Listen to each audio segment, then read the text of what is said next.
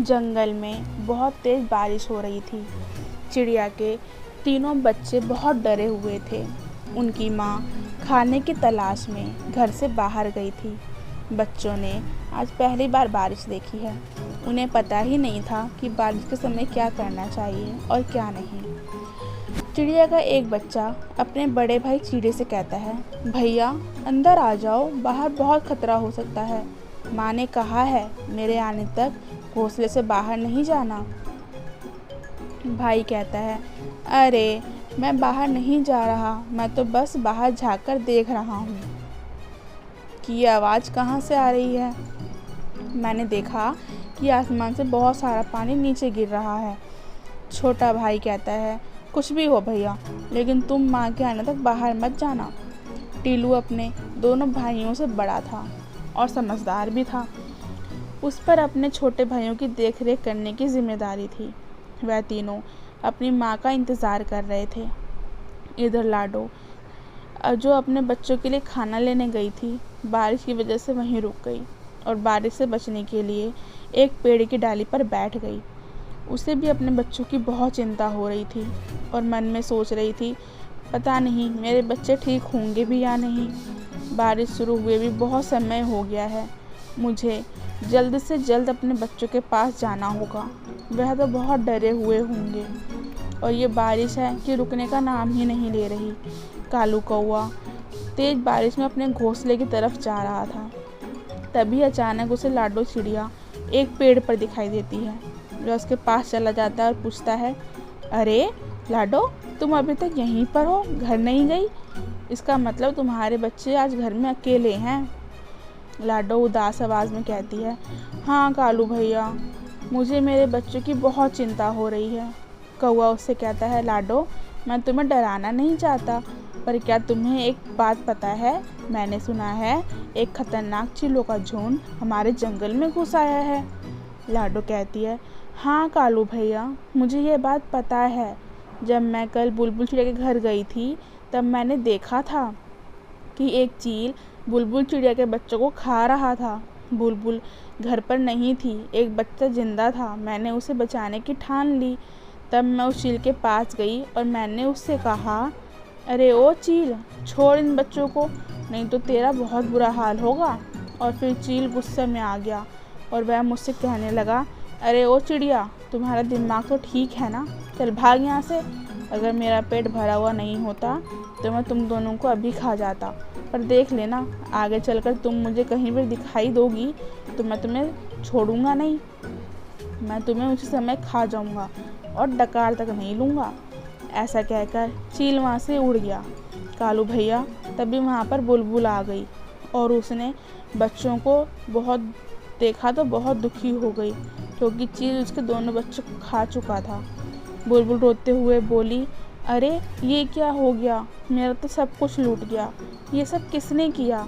मैं उसे नहीं छोड़ूंगी।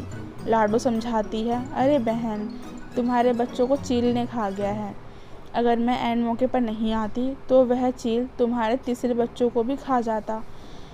बुलबुल लाडो से कहती है, तुम्हारा बहुत बहुत शुक्रिया, मैं तुम्हारा एहसान ज़िंदगी भर नहीं भूलूंगी, लेकिन अब मैं उस चील को नहीं छोड़ूंगी, मैं उसे जान से मार दूंगी। वह मेरे आखिरी बच्चे को भी कभी भी खाने आ सकता है। लाडो बुलबुल को समझाते हुए बोली, अरे बहन, जल्दबाजी में गलत कदम मत उठाना। यह सिर्फ तुम्हारे बच्चों का ही नहीं, जंगल के सभी पक्षियों का शिकार कर रहा है। उसे हमें झांसे में फंसाना होगा और फिर उसको उसके किए की सज़ा भी देनी होगी। बिना सोचे विचार किए जल्दबाजी में फैसला लेना बहुत गलत है। बुलबुल रोते हुए बोली, ठीक है बहन, मैं कोई सा भी गलत कदम नहीं उठाऊंगी। लाडो कौवे को यह सारी बातें बता रही थी। कौवा लाडो से कहता है, अच्छा तो ये हुआ था। बुलबुल चिड़िया के साथ तो बहुत बुरा हुआ। हम उस चील को तो क्या, बाकी सारे चीलों को भी नहीं छोड़ेंगे। हम उन सबको जंगल से खदेड़ देंगे। तुम जल्दी घर जाओ लाडो। लाडो कहती है, हाँ कौवा भैया, बारिश रुके या ना रुके, मुझे कैसे भी करके बच्चों के पास जाना होगा। कौवा कहता है, ठीक है, मैं लाडो चलता हूँ, कालू कौवा वहाँ से चला जाता है। बारिश बहुत तेज़ थी। खुद की जान की परवाह ना करते हुए लाडो तेज़ बारिश में अपने बच्चों की तरफ निकल पड़ी। बारिश की वजह से उसे उड़ने में बहुत दिक्कत हो रही थी। उसके पूरे पंख भी भीग चुके थे, फिर भी वह रुकने का नाम नहीं ले रही थी।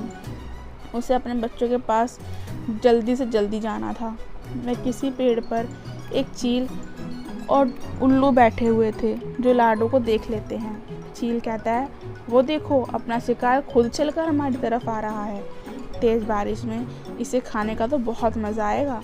उल्लू कहता है, अरे दोस्तों, मेरे पास तो मिर्च मसाला भी है, उस चिड़िया को खाकर हम तीनों का पेट भर जाएगा।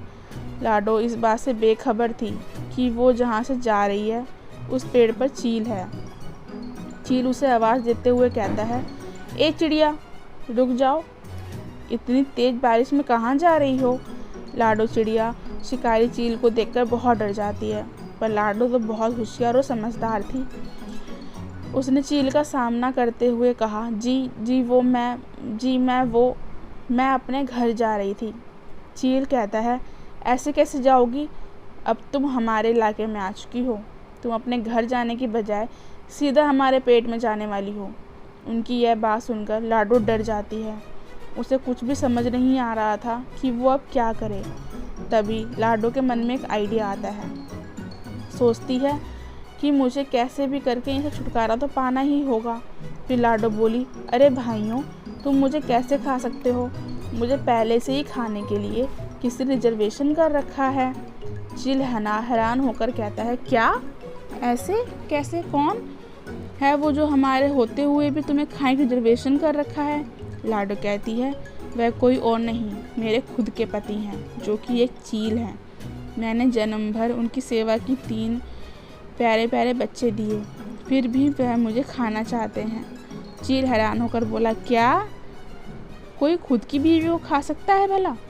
कौन अपनी बीवी को खाना चाहेगा, जंगल में इतने सारे पंछी होते हुए। लाडो कहती है, हाँ भैया, कोई नहीं चाहेगा, पर मेरा पति चाहता है। यही नहीं, उसने मेरे 3 बच्चों को भी खा लिया है। अगर तुमने मुझे खा लिया तो वह तुम्हें नहीं छोड़ेगा।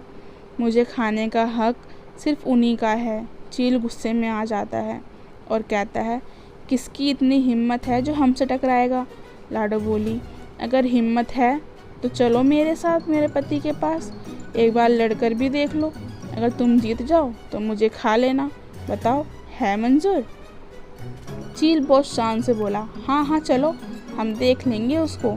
लाडो चिड़िया निकल पड़ी उस शिकारी चील की तलाश में जिसने बुलबुल चिड़िया के बच्चे खाए थे। लाडो चिड़िया आगे आगे और शिकारी चील उसके पीछे पीछे उड़ रहा था। आखिर लाडो चिड़िया उन्हें लेकर शिकारी चील के इलाके में आ ही गई। वह चील वहीं एक पेड़ पर बैठा हुआ था। उसने बुलबुल के बच्चों को खाया था। वह लाडो को अपनी तरफ आते देखता है। अरे, यह चिड़िया तो मेरी तरफ आ रही है। कल तो ये मेरे हाथ से छूट गई थी, पर अभी मुझे बहुत भूख लगी है। मैं इसका शिकार करके इसे खाऊंगा। लाडो जिस चीज़ को साथ लेकर आई थी उसे कहती है, तुम यहीं पर रुको, अगर उसने तुम्हें देख लिया तो वह सरपट हो जाएगा। मैं अकेले अकेले आगे जाती हूँ। जब वह मुझ पर हमला करे तो तुम जल्दी से वहाँ पर आ जाना। लाडो चिड़िया उन्हें वहाँ पर छोड़कर चील के पास आती है। फिर उसे देखकर कहता है, अरे वाह, आज शिकार खुद चलकर मेरी तरफ आ गया। लगता है आज भी पेट भरकर खाना खाऊंगा। लाडो कहती है, हाँ हाँ, कल भी तुमने मेरे छोटे छोटे बच्चों को खा लिया था, आज मुझे खा लो। वैसे भी मैं ज़िंदा रहकर करूँगी ही क्या, मेरा तो सब कुछ लूट गया। चील कहता है, अरे वह बच्चे तेरे नहीं, उन पर मेरा अधिकार था। शिकारी चील उन दोनों की बात सुन रहा था। उसे लाडो की बातों पर विश्वास होने लगा था। इधर चील को लाडो की बात समझ ही नहीं आ रही थी, फिर भी उसने ये मौका हाथ से गंवाना नहीं चाहता। लाडो से कहता है, हाँ हाँ, जैसे मैंने बच्चों को खा लिया वैसे ही तुझे भी खाऊंगा।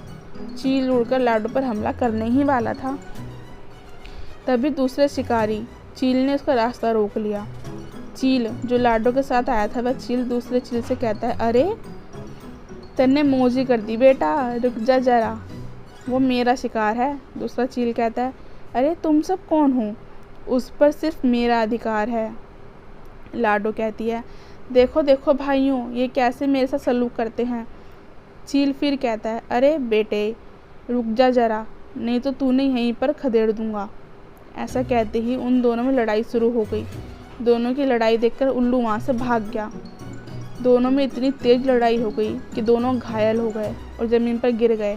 दोनों के शरीर से बहुत ज़्यादा खून बह रहा था। लाडो दोनों के पास जाकर बोली, क्यों, कैसी रही? मैंने तुम दोनों को उल्लू बनाया। ना ही मैं उनकी बीवी हूँ और ना ही उसने मेरे बच्चों को खाया। मैंने जानबूझकर तुम दोनों में झगड़ा करवाया ताकि जंगल के बाकी सभी पशु पक्षी सुरक्षित रह सकें। अब समझ आया, शक्ति से हमेशा बुद्धि अच्छी होती है। घायल चील कहता है, अरे ओ चिड़िया, तूने ये ठीक नहीं किया। उन दोनों चीलों में इतनी हाथापाई हो गई थी कि उन्हें अपनी जान गंवानी पड़ी। लाडो खुशी से बोली, चलो इनका काम तमाम तो हो गया। थोड़ी देर बाद कहती है, अरे बाप रे, इन दोनों के चक्कर में मैं तो अपने बच्चों को भूल ही गई। लाडो चिड़िया उड़ते हुए अपने घोंसले की तरफ चल पड़ी। उसने देखा कि उसके घोंसले में पानी घुस गया था और उसके बच्चे भी कहीं दिखाई नहीं दे रहे थे। लाडो बहुत घबरा जाती है और कहती है, अरे बाप रे, मेरे बच्चे कहाँ पर गए। तभी वहाँ पर कालू कौआ आता है और कालू बोला, अरे लाडो, तुम रो मत, तुम्हारे बच्चे सही सलामत हैं। जब मैं घर की तरफ जा रहा था तो मैंने देखा तुम्हारे बच्चे घोंसले में पानी भर रहा था और बच्चे भी पानी में डूब रहे थे। मैं बच्चों को वहाँ से निकालकर अपने घोंसले में लेकर गया। चलो मेरे साथ। कालू लाडो को अपने घोंसले की तरफ ले जाता है। वहाँ तीनों बच्चे माँ का इंतज़ार कर रहे थे। अपनी माँ को देखकर बच्चे बहुत खुश हो जाते हैं और उसे गले लगाकर कहते हैं, माँ तुम कहाँ थी? इतनी देर हमने तुम्हारा कितना इंतज़ार किया। अगर कालू मामा नहीं होते तो क्या होता? लाडो कालू भैया को धन्यवाद देती है। तुम्हारा बहुत बहुत शुक्रिया कालू भैया, और अपने बच्चों को सीने से लगा लेती है।